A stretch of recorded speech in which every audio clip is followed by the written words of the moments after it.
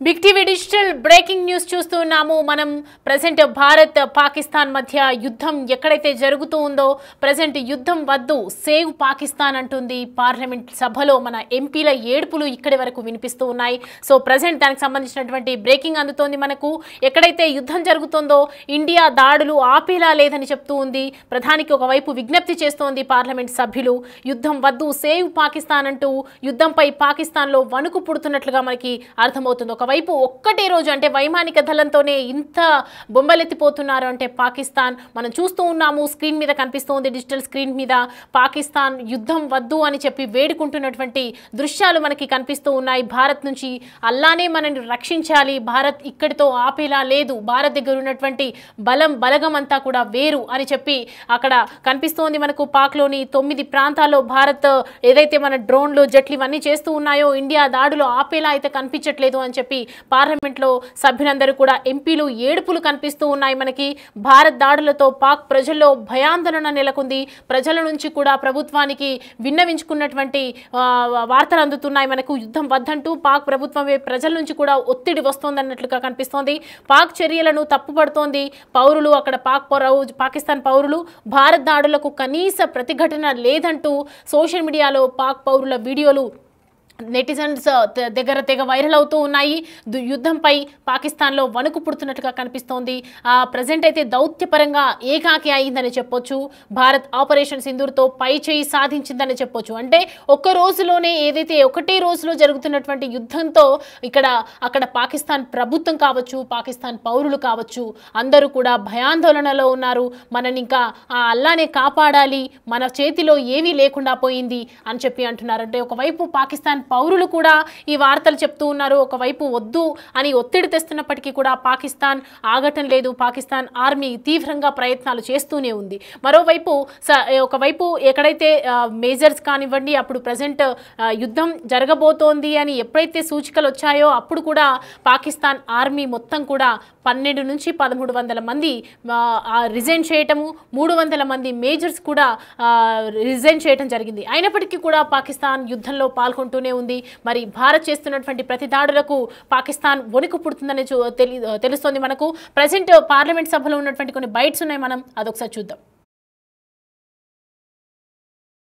पाक इस मुल्क के हिफाजत फरमाएंगे दुनिया में जहां भी देखें शायद हमारी कमी है हम मजबूर हैं हम गुनाहगार हैं लेकिन रब्बे काबा हम तेरे हबीब के उम्मती हैं खुदा का वास्ता हमसे रहम का भला फरमा आप चले जाएं उधर फिलिस्तीन में चले जाएं कश्मीर में चले जाएं जहां भी जाएंगे मुसलमानों के साथ वो ऐसे रो रहा है जो हम सोच भी नहीं सकते हैं तो तू हमें माफ कर दे हम तेरे आगे सर झुकाते हैं माफी मांगते हैं नहीं इसमें दो राय नहीं है मौला कि हम बड़े गुनाहगार हैं लेकिन तेरी रहमत बहुत वसी है तू रहमत का एक जर्रा भी भेजेगा हमारी तरफ तो इंशाल्लाह हमारी कामयाबी होगी और दुआ करते हैं रब्बे काबा कि इस मुल्क की हिफाजत फरमा और हमें दुश्मनों पर जो है वो फकीर अता फरमा और हमें उनको सरनगू करने की ताकत अता फरमा मैं दुआ गो हूँ आर्म फोर्सेस के लिए पाकिस्तानियों के लिए कि अल्लाह पाक हम सब की हिफाजत फरमाए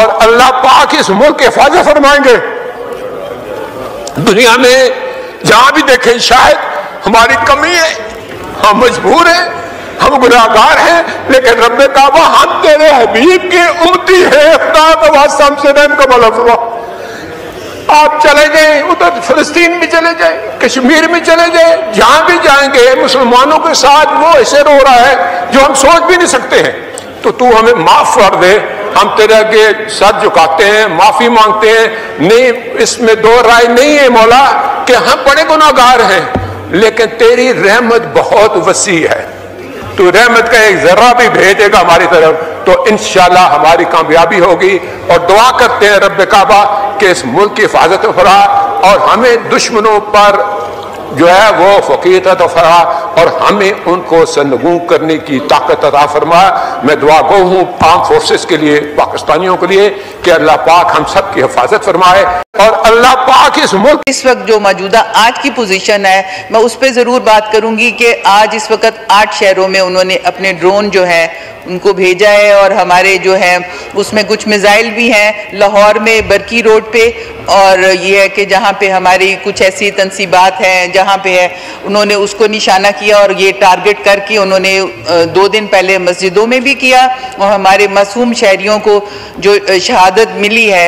लेकिन हिंदुस्तान एक प्लान के साथ कर रहा है। मैं समझती हूँ कि हमें भी अपने लोगों को वो जो पैनिक इतना कर रहे हैं उसके लिए हमें कोई ऐसा डिसीजन लेना चाहिए कि हमारे लोग, क्योंकि एक मैसेज होता है कि लाहौर में जैसे बरकी में 2 गिरे हैं, इसी तरह कराची में मलीर एरिया है, डिफरेंट जो जगहों पे सरगोदा है, सियालकोट है, बहुत सारी जगहों को उन्होंने टारगेट किया है। इस वक्त जो मौजूदा आज की पोजीशन है मैं उस पर ज़रूर बात करूंगी कि आज इस वक्त 8 शहरों में उन्होंने अपने ड्रोन जो है उनको भेजा है और हमारे जो है उसमें कुछ मिसाइल भी हैं लाहौर में बरकी रोड पे।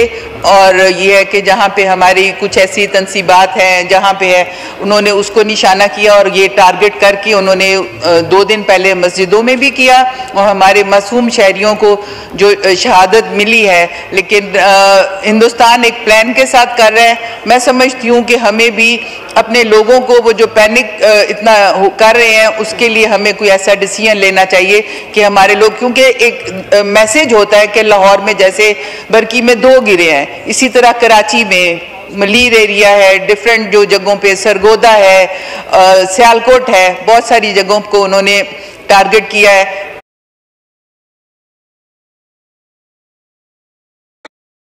రైట్, చూస్తున్నాం కదా పార్లమెంట్లో సభ్యులు వేడుకుంటూ ఉన్నారు, యుద్ధం ఆపేయండి, యుద్ధం వద్దు, భారత్ ప్రతిఘటనలతో భారత్ని మనం ఎదుర్కోలేము అనే సిచ్యువేషన్లో పడింది ప్రస్తుతం.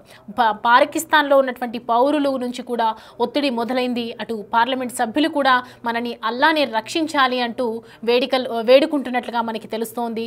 భారత్ నుంచి అల్లానే రక్షించాలి అని కన్నీరు మున్నీరైపోతూ ఉన్నారు పార్లమెంట్లో ఉన్నటువంటి సభ్యులు. మరి ఇండియా దాడులు ఆపేలా చూడాలని ప్రధాని ఒకవైపు విజ్ఞప్తి చేస్తున్నటువంటి నేపథ్యంలో అసలు ఏం జరుగుతుందంటే, ఒకవైపు పాకిస్తాన్ పౌరులు చెప్తూ ఉన్నారు, ప్రభుత్వం చెప్తున్నా కూడా ఆర్మీ వక్రబుద్ధి అయితే మానటం లేదు, భారత్తో దాడికి పాల్పడుతూనే ఉంది. ఒకవైపు విఫలం అవుతున్నా కూడా, డిఫెన్స్ సహాయంతో విఫలం అవుతున్నా కూడా, వారి దాడులకు విఫలం అవుతున్నప్పటికీ కూడా మరి పాకిస్తాన్ ఎందుకు ఇలా ఉంటుందో అనేది తన వక్రబుద్ధి అయితే మార్చుకోవటం లేదు. కశ్మీర్లో అశాంతి సృష్టించేందుకు పహల్గామ్లో పాక్ ఉగ్రవాదులు సృష్టించిన మారణ హోమాన్ని ప్రపంచం మొత్తం చూసింది. కానీ ఇప్పుడు పాక్ కౌంటర్గా భారత్ చేపట్టినటువంటి ఆపరేషన్ సింధూర్ని కూడా గ్లోబ్ మొత్తం గమనిస్తూ ఉంది. 9 ఉగ్రవాద స్థావరాలపై కూడా భారత దళాలు దాడి చేశాక పాక్ వీక్ అయిందని చెప్పొచ్చు. ఎందుకంటే ఇవాళ డ్రోన్లు సహాయంతో చేసినటువంటి దాడులు కూడా మనం చూసాము. ఉక్కిరి బుక్కిరి అయిపోతున్నటువంటి సిచ్యువేషన్. పైగా ప్రపంచ దేశాల మద్దతు కూడా మనకే ఉంది. ఉగ్రవాదం విషయంలో దేశంలో ప్రభుత్వం కూడా దృఢంగా ఉందని చెప్పుకోవచ్చు. అయితే వీటన్నింటికి మించి భారత ప్రజల సపోర్ట్ మనకి బలంగా ఉంది. సరిహద్దులో భారత దళాలు మాత్రమే కాదు, ఇండియా మొత్తం ఉగ్రవాదానికి వ్యతిరేకంగా నిలబడింది. ఉగ్రవాదుల్ని ఏరిపారేయాలి, ఉగ్రవాదాన్ని గోతి తీసి పాతేయాలనే మూడ్లో ప్రజెంట్ అయితే భారతదేశం ఉందనే చెప్పొచ్చు. ఉగ్రవాదాన్ని అంతం చేసేందుకు ఇంతకంటే మంచి టైం లేదనే మనము గుర్తించాలి. అయితే కొడితే ఇప్పుడే బలంగా కొట్టేయాలని చూస్తోంది భారత్. ఒకవైపు అక్కడ కొన్ని పాకిస్తాన్లో మనం చేస్తున్నటువంటి దాడులకి పాకిస్తాన్లో వణికిపోతున్నారు ప్రజలు కూడా. కొంతమంది మాట్లాడినటువంటి బైట్స్ ఉన్నాయి మన దగ్గర, ఒకసారి చూద్దాం. अच्छा जी, अभी सिचुएशन हो गई है, कोई थोड़ा सा पैनिक मच गया and I am still at the Neelum Jhelum power plant and यहाँ से लोगों को जो है ना निकाला जा रहा है और बंकर में डाल रहे हैं. We are going inside a bunker which has been specially created by वापडा. पाकिस्तानी कौम का बहुत बड़ा मसला है. हम इमोशंस में आके ग्राउंड रियलिटीज को भूल जाते हैं. क्यों इस टाइम पाकिस्तान के एयर डिफेंस सिस्टम की क्रेडिबिलिटी पे बात नहीं हो रही. इंडिया बार बार मिसाइल फेंकता है और पाकिस्तान का एयर डिफेंस सिस्टम उसको ट्रैप नहीं कर पाता. ये मॉडर्न एरा है, इसमें आपको एयर डिफेंस सिस्टम पे इन्वेस्ट करना पड़ता है. इंडिया S-400 पे इन्वेस्ट करता है, इसराइल इन्वेस्ट करता है, हर कंट्री इन्वेस्ट करती है एयर डिफेंस सिस्टम पे. ये सियासत पे आके तो ब्रीफिंग दे सकते हैं, 1.5 घंटे की ब्रीफिंग देती है सियासत पे. तो अब ये सवाल इनसे किया जाना चाहिए, ये जायज सवाल है.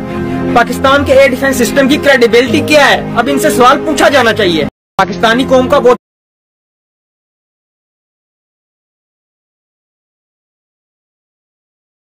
ఉన్నటువంటి సామాన్య ప్రజలు పౌరులు కూడా చెప్తున్నటువంటి మాట. ఇప్పటిపై యుద్ధం ఆపేయాలి, మనము పాకిస్తాన్ని, మన దేశాన్ని మనమే ప్రేమించుకోవాలి, మన దేశాన్ని మనమే సేవ్ చేసుకోవాలి అని చెప్పి పౌరుల గోడు వినిపిస్తూ ఉన్నారు.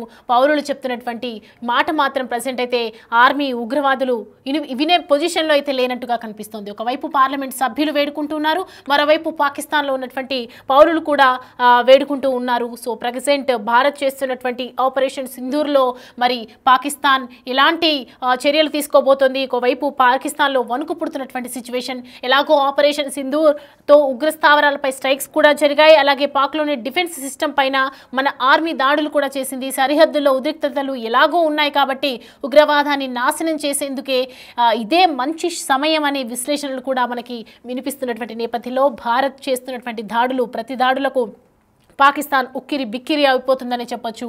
అందువల్ల ఇప్పుడే పాక్ ఆక్రమిత కాశ్మీర్ని భారత్ కంట్రోల్లోకి తెచ్చుకోవాలనే డిమాండ్లు కూడా వస్తున్నాయి.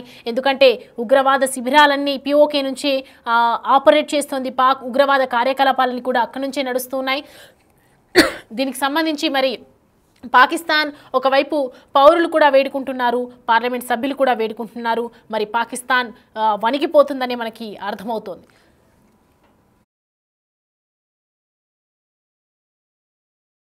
पाक इस मुल्क की हिफाजत फरमाएंगे। दुनिया में जहां भी देखें शायद हमारी कमी है, हम मजबूर हैं, हम गुनाहगार हैं, लेकिन रब काबा हम तेरे हबीब के उम्मती हैं, खुदा का वास्ता हमसे रहम का भला फरमा। आप चले जाएं, उधर फिलिस्तीन भी चले जाएं, कश्मीर में चले जाएं, जहां भी जाएंगे मुसलमानों के साथ वो ऐसे रो रहा है जो हम सोच भी नहीं सकते हैं। तो तू हमें माफ कर दे, हम तेरे आगे सर झुकाते हैं, माफी मांगते हैं। नहीं, इसमें दो राय नहीं है मौला कि हम बड़े गुनाहगार हैं, लेकिन तेरी रहमत बहुत वसी है। तू रहमत का एक जर्रा भी भेजेगा हमारी तरफ तो इंशाल्लाह हमारी कामयाबी होगी। और दुआ करते हैं रब काबा कि इस मुल्क की हिफाजत फरमा और हमें दुश्मनों पर जो है वो फकीर अता फरमा और हमें उनको सरनगू करने की ताकत अता फरमा। मैं दुआ गो हूँ आर्म फोर्सेस के लिए, पाकिस्तानियों के लिए कि अल्लाह पाक हम सब की हिफाजत फरमाए। और अल्लाह पाक इस वक्त जो मौजूदा आज की पोजीशन है मैं उस पर ज़रूर बात करूंगी कि आज इस वक्त 8 शहरों में उन्होंने अपने ड्रोन जो है उनको भेजा है और हमारे जो है उसमें कुछ मिसाइल भी हैं लाहौर में बरकी रोड पे। और ये है कि जहाँ पे हमारी कुछ ऐसी तनसीबात हैं जहाँ पे है उन्होंने उसको निशाना किया और ये टारगेट करके उन्होंने 2 दिन पहले मस्जिदों में भी किया और हमारे मासूम शहरियों को जो शहादत मिली है। लेकिन हिंदुस्तान एक प्लान के साथ कर रहा है। मैं समझती हूँ कि हमें भी अपने लोगों को वो जो पैनिक इतना कर रहे हैं उसके लिए हमें कोई ऐसा डिसीजन लेना चाहिए कि हमारे लोग, क्योंकि एक मैसेज होता है कि लाहौर में जैसे बरकी में 2 गिरे हैं, इसी तरह कराची में मलीर एरिया है, डिफरेंट जो जगहों पे सरगोदा है, सियालकोट है, बहुत सारी जगहों को उन्होंने टारगेट किया है।